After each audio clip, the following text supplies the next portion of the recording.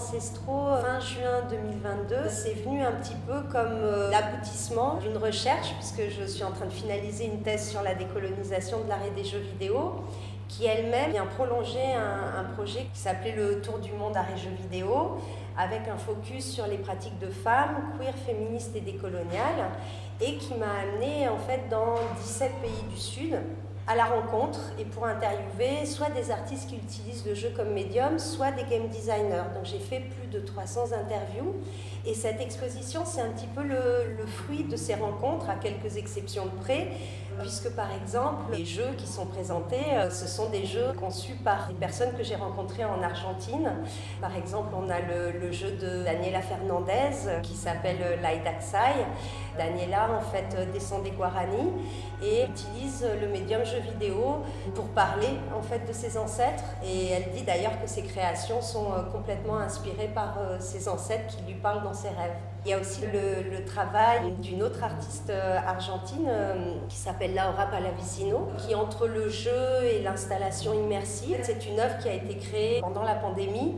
C'est quand même en Argentine que le lockdown a été le plus long, et donc elle avait envie de créer un espace où les gens puissent se retrouver et retrouver la nature à laquelle on ne pouvait pas du tout accéder à cette époque-là, et en représentant surtout une nature endémique. Peut-être que là, je peux préciser aussi que l'idée de cette exposition principalement, c'est de renverser le point de vue qu'on peut avoir sur la question de l'environnement ou du vivant qui nous entoure, puisque tout le but de cette exposition, c'est de prendre le point de vue des plantes, des éléments naturels, mais vraiment il y a cette idée de renversement du paradigme, et aussi de donner la voix à des savoirs plus endogènes, plus ancestraux, et dans leur rencontre avec le numérique, parce que c'est de voir comment on peut faire rentrer en dialogue des savoirs endogènes et des savoirs scientifiques, savoir endogène et numérique, et voir comment, avec le médium jeu vidéo ou tout simplement le numérique de manière plus générale,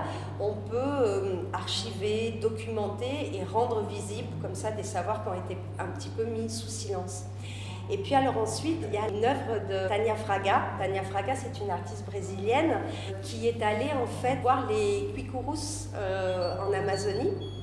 Elle avait organisé une expédition avec Roy Ascott et d'autres chercheurs.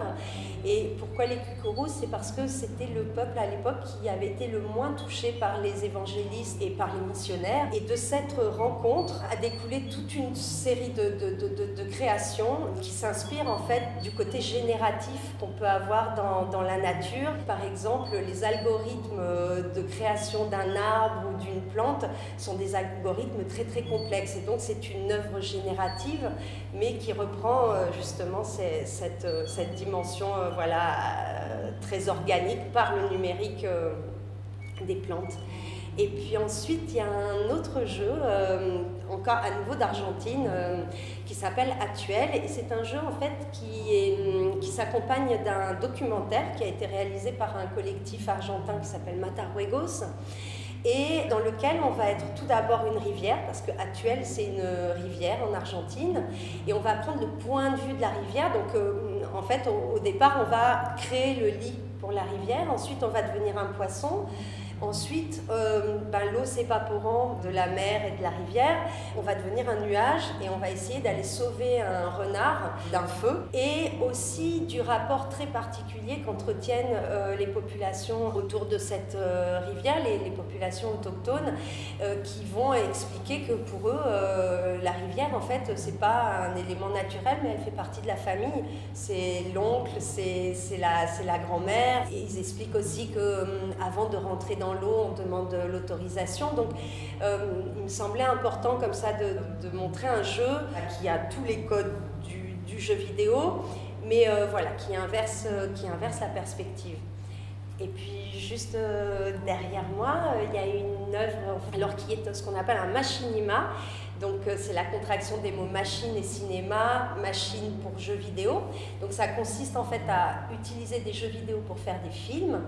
Et pour cette création, j'ai utilisé par exemple GTA en ligne et puis j'ai mélangé ça à des extraits d'un jeu qui s'appelle The Forgetter, qui a été créé par Yang Ying. Il y a aussi des vues d'un moteur de jeu qui s'appelle Movie Storm. En fait, c'est un projet qui est complètement inspiré d'interviews que j'ai faites d'artistes initiés au pouvoir des arbres au Sénégal, en Casamance, et aussi de tradipraticiens. Donc c'était une recherche qui était beaucoup liée aux arbres sacrés, aux bois sacrés, mais entre-temps, j'ai beaucoup passé de temps dans l'eau, et il s'avère que, par exemple, le baobab est un bois qui est très très spongieux, et qui est une parfaite illustration de la manière dont l'arbre peut être vu comme une rivière verticale, puisqu'en fait les feuilles vont capter l'eau de l'air, ça va passer par comme des tuyaux le long du bois,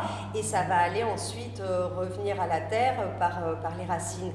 Et c'est ce qui a fait dire à David Kopenawa, qui est donc un activiste environnementaliste amérindien. Il faudrait que l'homme blanc se rappelle, s'il n'y a plus de forêt, il n'y a plus de pluie, s'il n'y a plus de pluie, il n'y a plus d'eau, il n'y a plus rien à manger, il n'y a plus rien à boire. Donc voilà, je voulais un peu illustrer ça, et surtout le fait qu'on peut vraiment considérer que tout est interconnecté, les arbres, les coraux et nous-mêmes, et donc tout ça se traverse. Donc c'est un film qui invite à nager dans les arbres. Et puis, d'une certaine manière, ça peut se répondre. Il y a le travail très beau de Lalia del Valdenebro, qui est une artiste colombienne, Popayan, et qui, elle, a fait sa thèse sur un certain type de végétation très particulier au nord de Bogota, qui s'appelle le paramo, qui est une végétation en fait qu'on trouve dans les zones tropicales froides.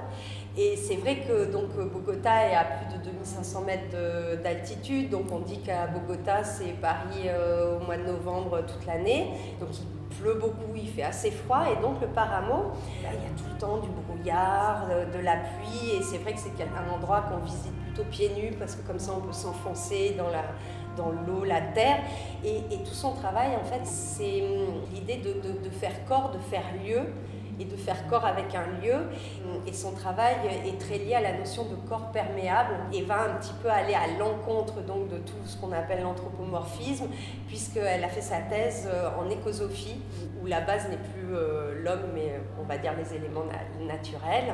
Ensuite, il y a donc un travail que j'ai réalisé avec l'artiste Livia Diniz et un autre artiste sonore, Bruno Qual, qui s'appelle La puissance des arbres, et qui est un documentaire court qui traite de la question de comment on peut changer notre point de vue en étant initié au pouvoir des arbres. Et donc c'est vrai qu'en 2021-2022, j'ai suivi des tradipraticiens en Casamance, mais aussi au Sénégal, et on dit en wolof, donc une des langues qui est parlée principalement au Sénégal, le même mot va désigner le mot médicament et le mot arbre, c'est garab.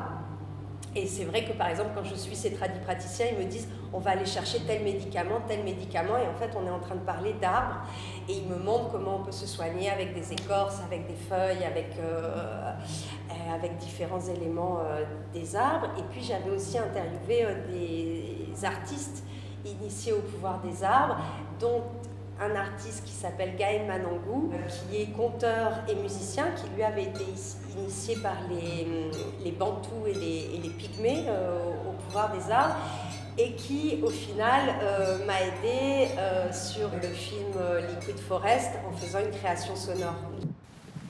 Les champs sont respectés par les arbres. Les Africains, beaucoup sont respectés par les arbres. J'ai vraiment la joie, le bonheur d'avoir rencontré Henri Tolio en Martinique, Alors je l'ai rencontré parce qu'il avait accueilli ma sœur Fabienne Harvert, qui est journaliste, dans un festival qu'il organise avec sa compagne Annabelle Guerredra, qui s'appelle le FIAP. Et on a tout de suite compris en fait qu'on avait des choses à faire ensemble, puisque tout le travail d'Henri, c'est d'essayer de faire mieux connaître les savoirs ancestraux, les savoirs endogènes, afrodescendants, mais en essayant de les recontextualiser dans un contexte caribéen. Et donc, Henri m'a invité à participer à un atelier qui s'appelle Technoricha. Ça nous a permis de présenter une œuvre-jeu. Donc, c'est en même temps un jeu et en même temps une installation interactive qui s'appelle Water Divinity. Donc, c'est un peu ce qu'on appellerait un walking simulator en vocabulaire jeu vidéo.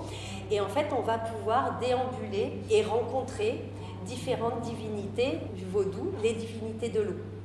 Et donc, quand on s'est enfin rencontrés ensuite en Martinique, on a passé 15 jours dans un atelier dans l'idée de travailler sur la question du Fa, qui est un art divinatoire yoruba qui vient donc d'Afrique de l'Ouest, Bénin, Togo, Ghana, Nigeria. De travailler donc sur cette question du Fa, cet art divinatoire, mais en essayant de le contextualiser sur des questions plutôt caribéennes. Et à la fin de notre atelier, en fait, on a essayé d'imaginer comment on pouvait en plus mélanger le numérique, l'intelligence artificielle, à cette question de l'art divinatoire. Et on a abouti à la création de IFA. Alors IFA, c'est bien sûr différent du Fa, hein. Voilà, c'est quand même une manière de repenser le Fa dans sa rencontre avec un algorithme. Et voilà, et les allégories, parce que très souvent, chaque signe, quand on interroge le Fa, on va vous répondre par des allégories. Et donc ces allégories, on les a, même si la notion de traduction, elle peut être un petit peu compliquée, mais on les a en gros traduits en créole. Et voilà, et vous pourrez repartir, vous pourrez interroger IFA et repartir avec une réponse à vos questions. Et puis, ça, j'avais eu le plaisir de rencontrer Aniara Rodado avant mon tour du monde. On s'était rencontrés au Brésil dans une résidence il y a beaucoup plus longtemps. Aniara Rodado présente un travail qui est très personnel et j'étais très touchée qu'elle puisse le présenter dans Futurs Ancestraux, qui s'appelle Coca Paracomer. Je pense que c'est un travail qu'elle a commencé un jour où elle regardait la télé et elle s'est retrouvée devant un reportage et elle a vu son père. Son père était un activiste colombien qui essayait de soutenir les paysans qui subissaient toutes les épandages de glyphosate, de différents, voilà, pour les empêcher de cultiver la coca. Et donc c'est une installation vidéo, mais aussi une installation plastique, puisque le public en fait est invité à marcher sur un tapis de feuilles et à expérimenter ce que c'est que de peut-être ensuite revenir avec des choses qui vont rester sur eux. C'est un mélange entre le côté autobiographique et aussi de redonner le point de vue des habitants de cette région du monde. Et enfin, je suis vraiment très heureuse qu'on ait pu rajouter ce projet Spectographie, qui est un projet qui a été produit par Vassivière sur une idée originale d'Enetem Touambona, qui a conçu à Vassivière une exposition qui s'appelait La sagesse d'Eliane, absolument magnifique et qui, je trouvais, était très en discussion, en dialogue avec aux Futurs Ancestraux. Et en fait, ce sont 3 contes qui ont été représentés sous forme de performance à l'intérieur des marécages et de la forêt à Vassivière par différentes performeuses. Et c'est un travail de réalité virtuelle. Et ça, c'est la force de la nature. C'est la force des arbres.